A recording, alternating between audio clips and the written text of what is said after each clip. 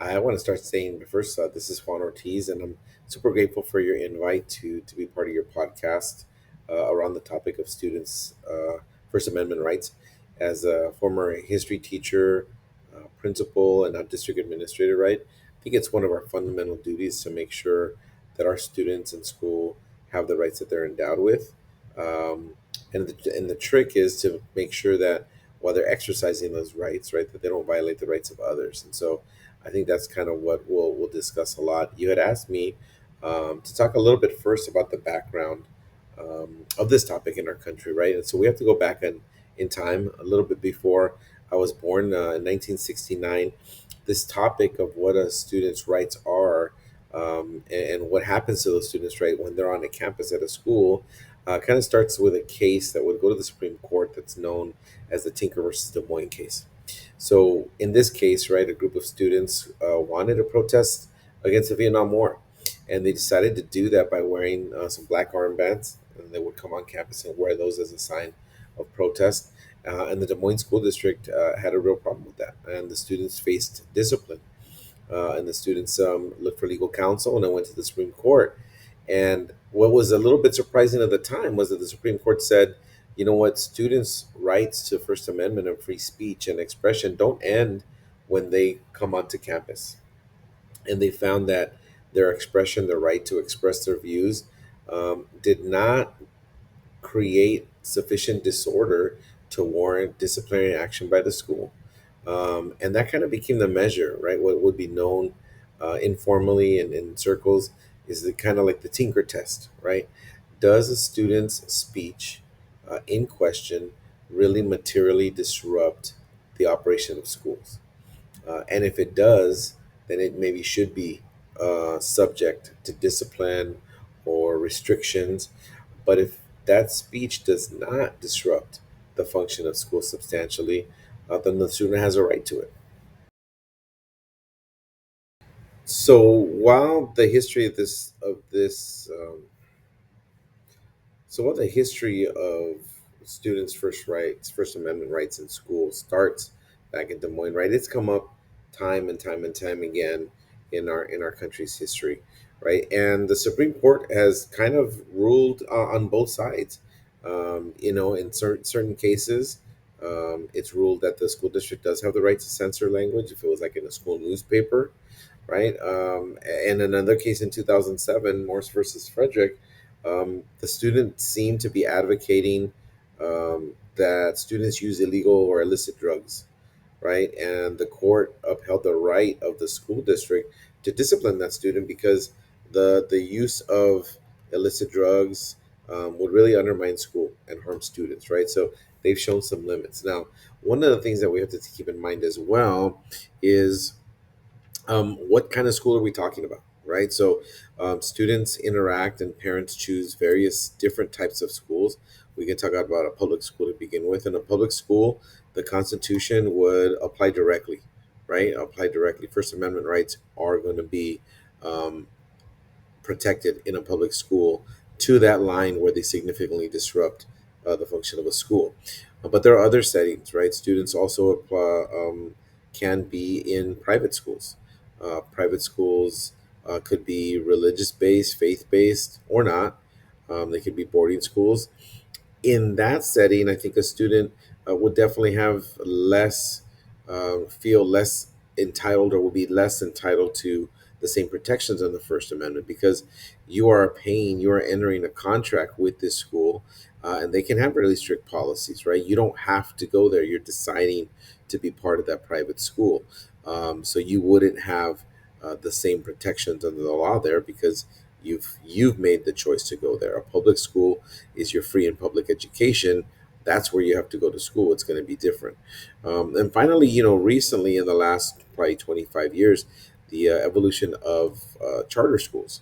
And charter schools kind of function in a gray area where they are kind of on the private side in that you may have to apply or they target a specific type of student, um, but they also receive public money. They receive, instance, in California, they receive local control formula funding funds, right? They receive federal funds like Title I, Title II, Title III. And if they receive those funds, then they're going to be held responsible or accountable to the protecting the rights of students. So that's kind of another curveball in this discussion is not only what was the speech of the student, right? Did it get to a part where it is disrupting the function of a school? But now also, what kind of school is it? And so, depending on the setting, I think a student can expect different protection under the law of the. So we've had the chance to talk a little bit about the history, um, kind of how the school setting itself affects a student's right to free speech. And now I think it's time maybe that we switch to so what's currently going on in our situation here in the United States. Right, without a doubt, the biggest change in education since I've been involved in education since the late '90s has been the onset of social media, cell phones, but more than anything, social media, and that 24-hour nonstop um, school environment that can occur on social media, right? And so the question is, how do cases like Tinker versus Des Moines, how do those stay significant? How do they impact what goes on in schools today? So, do students have the right to free speech outside of the school day when they express views on social media? When they might use, say, negative things about a school or a teacher or an assignment or a district? Does the school have do they have standing to discipline children, students when they do that, right? And so it's been again a little bit of a mixed bag. Typically, has happened is there's one camp. How does this occur? It occurs when students are getting bullied, right? When students are using their platform, whether it be Twitter, Snapchat, TikTok, Facebook. Although kids don't use Facebook that much anymore, right? But they can post things and harass and threaten students and make their lives really difficult, even outside of the school day. Does that free speech? You may say, well, that speech is outside of the school day. It's not happening on campus. It's on their own device. Of course, that's protected speech, right? Students have the right to that. They're not at school. The school can't dictate what they say out of school. But what happens if what they're saying outside of the school day has a direct effect on the school day the next day? When students are being bullied on social media or threats are being made, those may occur, the actual physical action may occur the next day at school, and that may prove to be a significant disruption to the function of the school, right? So we have to take these accounts or both sides, right? One side would say, don't intervene, right? It's out of your scope. It's outside, happening outside of the school day. That is kind of supported recently by a case in 2021, the Mahoney Area School District versus BL, where this young woman took to her social media account and used some expletives and was very upset about not making, I believe, a varsity cheer team, right? The school district disciplined her, wanted her suspended, kicked her off, I think, the JV team at that time. And she took it to the Supreme Court and she won. The Supreme Court said, well, she didn't threaten anybody. She didn't mention school officials directly. She didn't do anything that disrupted the school. This was an extracurricular activity. The main function of school is to educate, not to provide cheerleading space. So this young woman has the right to that speech, and the school district shouldn't really have a say over how she expresses herself, happiness or unhappiness about a school decision outside of the school day. Now, on the other side of that, what happens when there are direct threats? What happens when a student is making a direct threat to a student, right? In 2020, in a Porter versus Ascension Parish School Board, a federal court did allow a school to discipline a student for a social media post that was threatening classmates. They thought that those threats really did cross the threshold, was harassment, and did disrupt the school. So there are both sides to this. I think at the end of the day, for me, um, I believe that we have to use our common sense, right? Monitoring students' social media post 24 hours a day is an incredible burden for school administrators, teachers, school districts? How can we do that? Is it our role?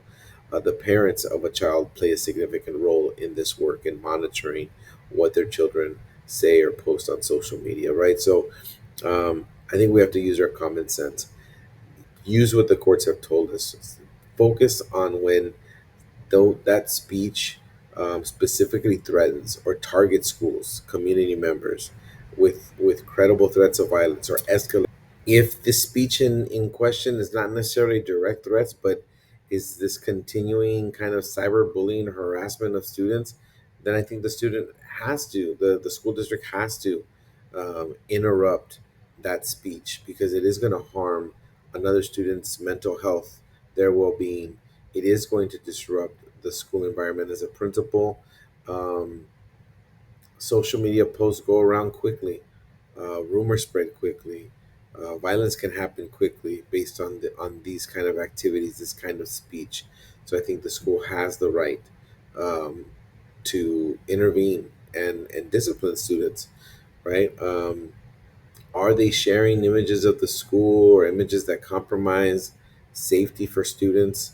I think there are areas where a school district must intervene, right? We have to make sure that we draw a line clearly, but in a fair way. Students need to have their right to express their views politically, their political views, their views about school, um, and we have to continue to find that line of where that, as Tinker versus Des Moines said, disrupts the functions of the school. I think when it comes with, again, with direct threats of violence, escalating threats, bullying students, we have to intervene to take care of our children and to educate the students that are doing this that it's not appropriate and it is hurtful and you are violating someone's rights. Your right to say whatever you want is not necessarily always protected when it's going to impact negatively the rights to life, liberty, and the pursuit of happiness of another child. So, thank you so much for your time this evening and joining your podcast. I wish you well and thank you for bringing up these important topics.